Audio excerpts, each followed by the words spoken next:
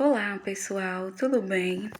Hoje a gente vai falar sobre um dos personagens mais importantes para a história da religião, Martinho Lutero. Ele nasceu na Alemanha em 1483 e foi um dos precursores quando a gente fala em reforma protestante. Foi graças às ideias dele, os princípios dele, que houve essa reforma. Antes a Igreja Católica, ela detinha poder, certo? Perante praticamente toda a Europa, certo? E ela cobrava indulgências dos povos com o intuito de fazer com que eles fossem, ou seja, fossem agraciados por Deus desde que pagassem essas indulgências, ou seja, era um valor que os pobres coitados pagavam e a igreja prometia que eles seriam salvos. Contudo, não era assim. Martinho Lutero ele acreditava que bastava ter fé, que a salvação viria, certo? Ele foi um grande estudioso, ele foi um monge e teólogo, certo? Na Igreja Católica. Ele escreveu 95 teses, das quais a igreja não ficou satisfeita, certo? Sim, continuando. Ele escreveu as 95 teses, das quais fixou, certo, na igreja de Wittenberg. E nessas teses ele falava que a salvação ela não precisava ser comprada, falava que bastava ter fé, certo? Para que a salvação viesse. Porém, a igreja não ficou satisfeita, pediu que ele retirasse. Antes de chegar a isso de fato, né? As 95 teses deles ficaram bem famosas na época, inclusive chegaram aos mais altos escalões, certo?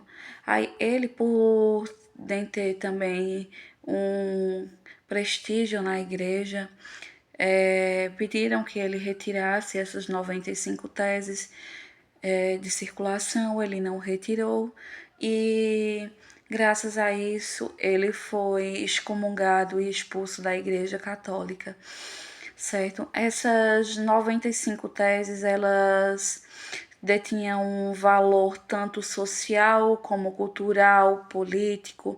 Eles literalmente foi graças a essas 95 teses e outras questões também que foram abordadas por Martinho que houve de fato uma reforma. Antes era praticamente só o catolicismo, com a reforma protestante houve o protestantismo, certo?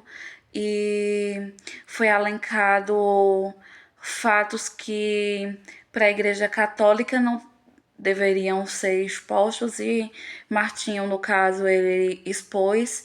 Nisso não agradou a os mais altos escalões, o que acarretou de fato na expulsão de Martinho Lutero.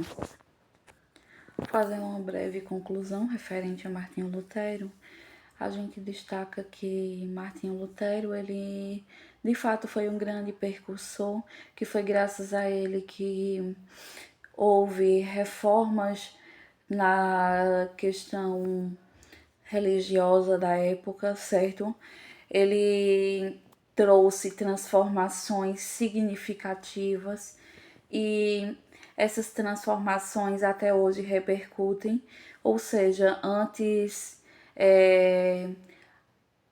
religiões que só de fato eram tratadas com um certo teor, com a reforma protestante deu origem a novas nuances, novos nexos, certo? Ou seja, Martinho Lutero ele foi realmente um percussor, ele foi um motivador para que houvesse a reforma. Ele de fato não se aquietou, ele buscou e instigou o povo não ficar aceitando ser roubado, certo? Ele colocou pontos onde a fé não necessariamente era para ser comprada, certo? A fé realmente ela tem que ser sentida, tem que ser advinda de cada um e não necessariamente você vai comprar o seu lugar no céu com o pagamento. E foi um fato bastante característico e importante da reforma protestante como um todo, sabe? Ela hoje em dia tem vários adeptos pelo mundo, não necessariamente hoje em dia a Igreja Católica ela detém o poder que tinha lá na Europa na época de Martinho Lutero. Hoje em dia é de fato mais reformulado. As religiões elas são realmente com o intuito social. Tem sim a questão política, a gente não pode deixar de lado, mas a gente tem que colocar que com a reforma protestante houve na verdade, um leque para a gente diversificar e falar de outras religiões. A gente fala de religiões de matriz africana, fala de religiões muçulmanas, ou seja, de inúmeras religiões que, como a gente, no caso, é um país laico, né? A gente tem que estar aberto a falar sobre tudo.